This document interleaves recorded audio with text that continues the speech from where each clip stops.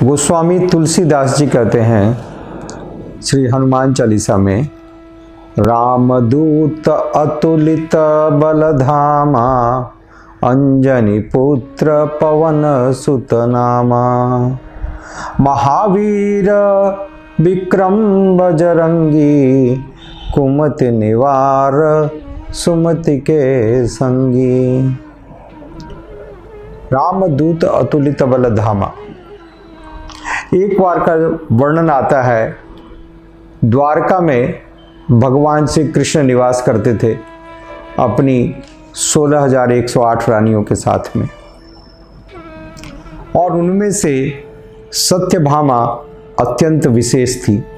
सत्यभामा जी अत्यंत सुंदरी थी और उनको मन में गर्व भी हो गया कि मैं बहुत सुंदर हूं। एक बार उन्होंने भगवान श्री कृष्ण से प्रश्न किया, हे कृष्ण बताओ, क्या माता सीता भी मेरे समान सुंदरी थी? भगवान ने उनके हृदय की बात को समझ लिया और उत्तर नहीं दिया, सिर्फ मुस्कुराए। कुछ दिनों के बाद में गरुड़ जी को अपनी तीव्र गति के ऊपर बड़ा गर्व हुआ कि वो संसार में सबसे अधिक तेज चलते हैं और साक्षात भगवान के वाहक हैं। उनके मन का अहंकार को भगवान समझ रहे थे और गरुड़ जी ने एक बार यह अहंकार प्रस्तुत किया, हे भगवान, मेरे समान तीव्र गति से चलने वाला कौन है इस सृष्टि में? भगवान कृष्ण ने उत्तर नहीं दिया, सिर्फ मुस्कुराए।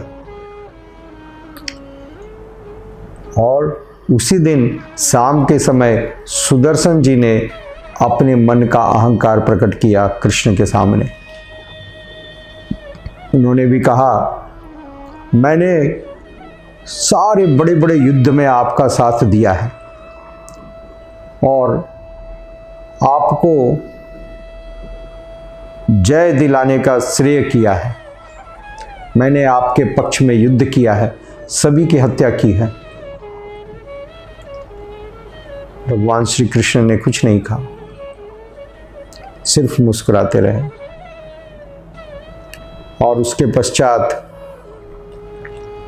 भगवान ने अपनी दिव्य योजना के अंतर्गत गरुड़ महाराज को बुलाया और गरुड़ महाराज को आज्ञा दी कि जाओ, किष्किंधा क्षेत्र में हनुमान जी हैं और हनुमान जी से कहो कि कृष्ण बुला रहे हैं।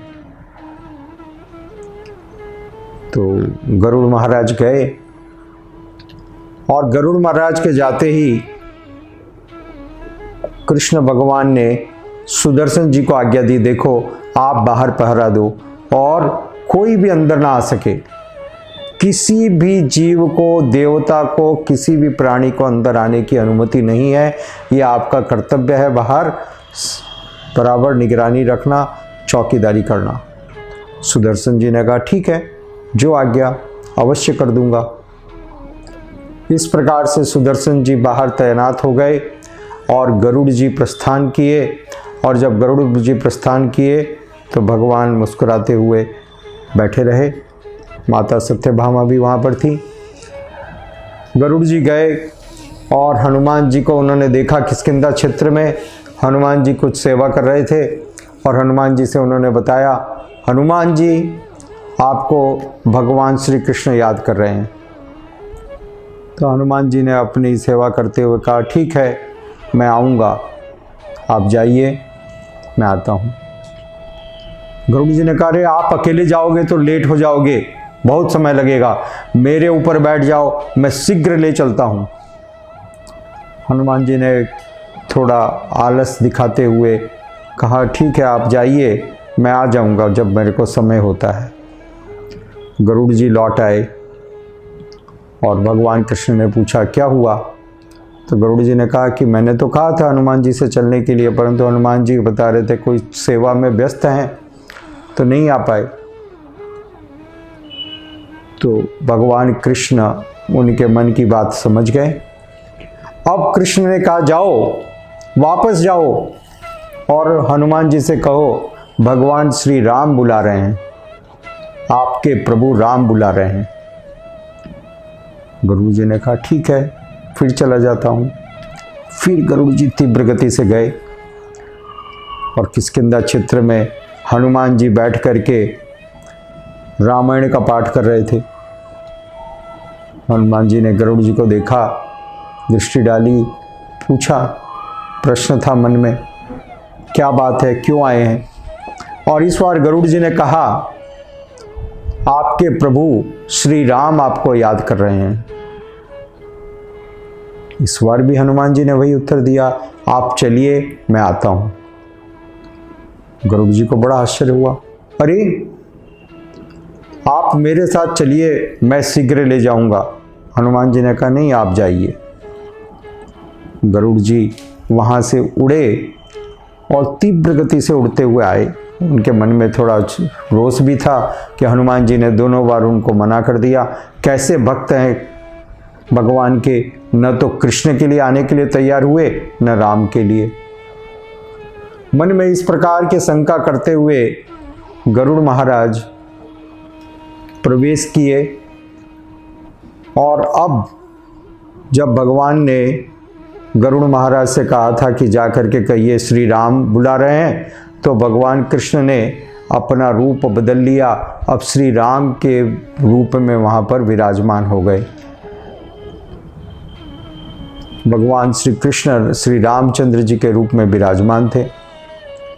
और गरुड़ जी जब कक्ष में प्रवेश किए तो देखे कि हनुमान जी बाहर निकल रहे हैं, लौट रहे हैं। गरुड़ जी को बड़ा आश्चर्य हुआ।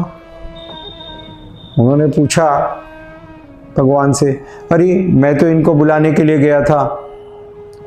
तो भगवान ने कहा कि ये तो काफ़ी देर हो गई इनको आकर के, अब लौट रहे हैं, मेरे से चर्चा हो गई।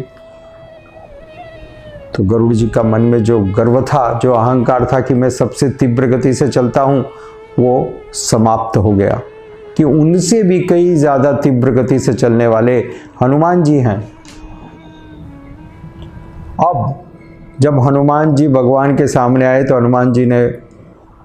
भगवान ने हनुमान जी को पूछा, रामचंद्र जी के रूप में जो कृष्ण विराजमान थे, उन्होंने प्रश्न किया, अरे आप अंदर चले आए, आपको बाहर किसी ने रोका नहीं क्या?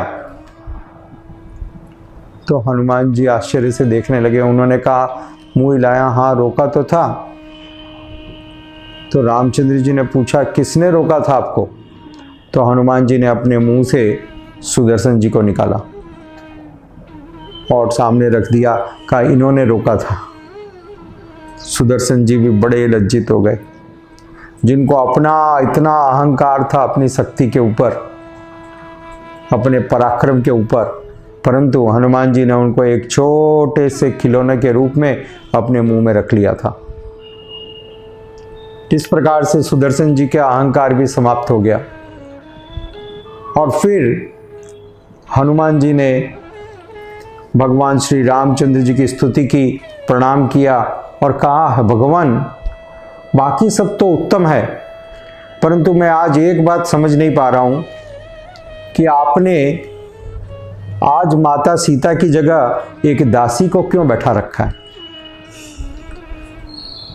ऐसा सुनते ही माता सत्यभामा को बड़ी शर्म आ गई और उनको ये परिचय प्राप्त हो गया, ये समझ में आ गया कि मैं अपनी सुंदरता पे जो गर्व कर रही हूँ वो झूठा है।